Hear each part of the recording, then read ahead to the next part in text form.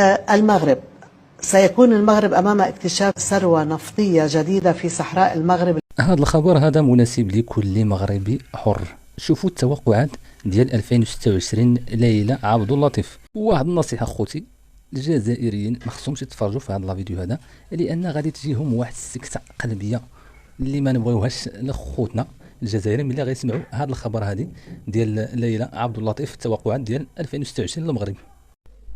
المغرب سيكون المغرب أمام اكتشاف ثروة نفطية جديدة في صحراء المغرب الكبيرة، وهذه الثروة سوف تفجر ثورة اقتصادية ومالية غير مسبوقة، والغاز المغربي يشكل الحدث. وأرى أن خيرات أرض المغرب ستعم بالخير على كل شعب المغرب.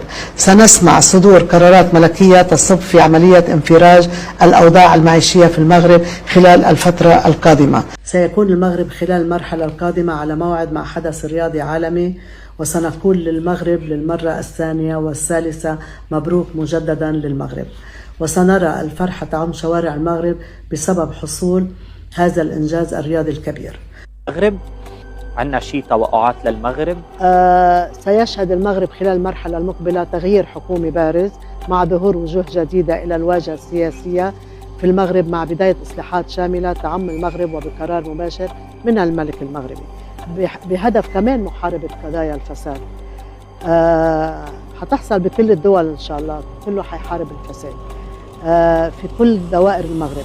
للمرة الثانية أعود وأقول للشعب المغربي انتظروا المفاجأة الرياضية القادمة التي سيحققها الفريق المغربي خلال الفترة القادمة بمونديال 2026. حلو، أنت كل مرة بالمونديال بتتوقعي شيء إيجابي للمغرب.